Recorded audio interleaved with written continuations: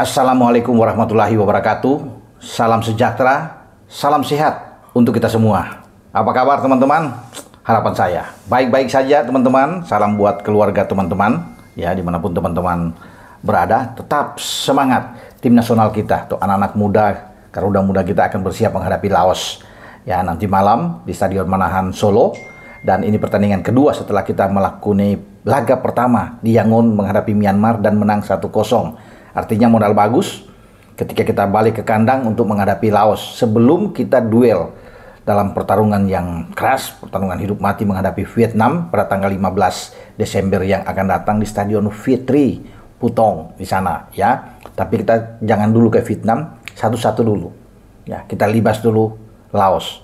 Anak-anak tidak perlu untuk ya terlalu bereforia atau jumawa setelah melewati laga melawan Myanmar.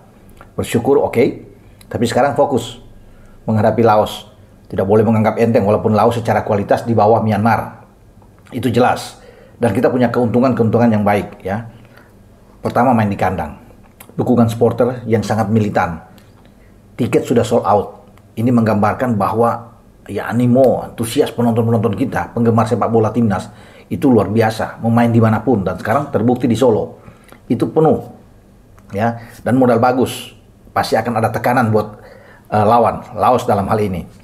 Kedua, kita datang dari Myanmar dengan kepercayaan diri yang tinggi setelah kita sukses menang dengan 3 poin ya. Yang ketiga saya pikir yang menjadi keuntungan bahwa Laos datang dalam posisi yang terluka ya. Mereka tertekan setelah di kandang dipermak habis oleh Vietnam dengan 1-4. Nah inilah saya pikir bagi kita enak untuk melakukan laga melawan Laos. Tapi sekali lagi tidak boleh menganggap enteng. Ya, walaupun saya bilang kualitas mereka di bawah Myanmar, tapi ini sepak bola, semua bisa terjadi. Ya, kalau kita terlalu overconfidence bahaya. Ya, tapi kalau kita bermain normal, apalagi STY memainkan pemain-pemain yang tampil di babak kedua menghadapi Myanmar, mempertahankan itu, ya. Lepas aja dengan Rafael Struijk ada di depan, dibantu oleh Marcelino Ferdinand dan Victor Detan. Ini akan jauh lebih kuat. Ya, kita bisa mencetak di atas 2 gol, di atas 3 gol bahkan menghadapi Laos. Karena kita memang butuh gol banyak. Ya, setelah Vietnam sukses, kita berada di posisi kedua dalam klasemen di grup B.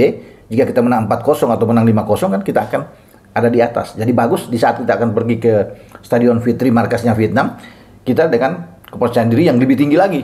Karena kita sedang memimpin klasmen, jadi itu yang harus diusahakan oleh Marcelino Ferdinand dan kawan-kawan.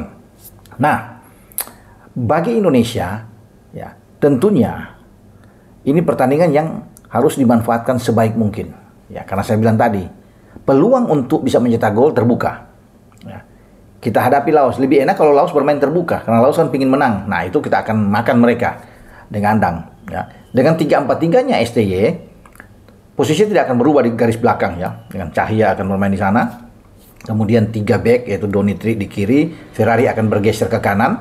Kemudian Kadek Arel yang ada di tengah dengan posisi 3 back. Nah, 4 gelandang itu sudah harus dari awal. STY tidak boleh lagi bereksperimen dalam hal ini, mencoba-coba banyak pemain lagi. Walaupun ini Laos lawan kita. Taruh aja Asnawi. Apakah Asnawi akan ada di kiri seperti lawan Myanmar, atau kembali ke posisi awal? Switch dengan Arhan. Jadi pertama Arhan yang bermain di posisi kanan melawan Myanmar itu kembalikan ke posisi kiri. Asnawi yang ke kanan. Itu bisa saja terjadi. Ya, tapi tergantung dari STY.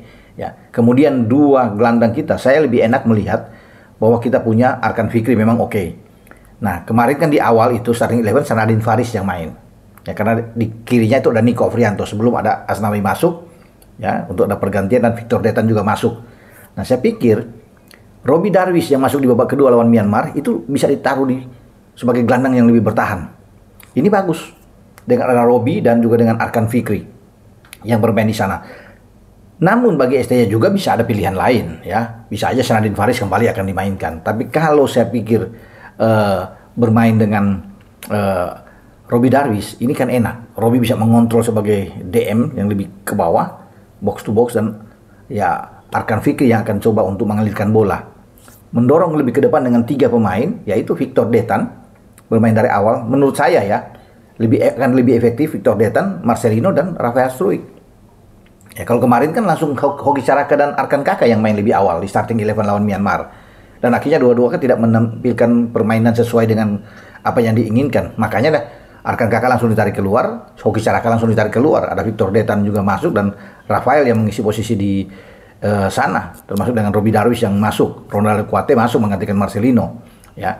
Tapi saya pikir dengan posisi awal kita main dengan Detan dan Marcelino untuk mendukung Rafael Struijk ini akan bagus, ya, akan sangat bagus buat kita, ya, untuk bisa menerjang gawang lawan. Tidak ada yang perlu kita takuti dengan Laos kalau melihat mereka hanya punya satu pemain yang mungkin bisa diantisipasi dengan baik, menjadi perhatian. Boucham Bouchon yang mengambil satu penalti mereka di menit terakhir lawan Vietnam.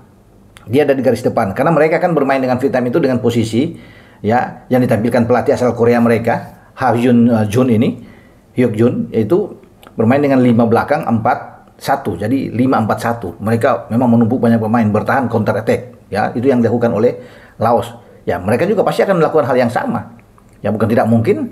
Hyuk Jun akan tampil dengan posisi 5-4-1. Nah, yang satu di depan ini, yang Boucham Bouchon ini yang harus tetap diperhatikan oleh 3 pemain belakang kita. Secara bergantian tentunya Kadek, Ferrari, dan Donitri. Makanya enak kalau ada Robby Darwish yang ditarik di depan 3 pemain di depan Kadek. Ini akan bagus. Dia akan mengontrol pergerakan dari Boucham Bouchon. Mereka juga punya Laos tuh pemain Sowani yang bermain dari sayap. Ya, ini juga punya kecepatan tapi saya pikir kita bisa atasi.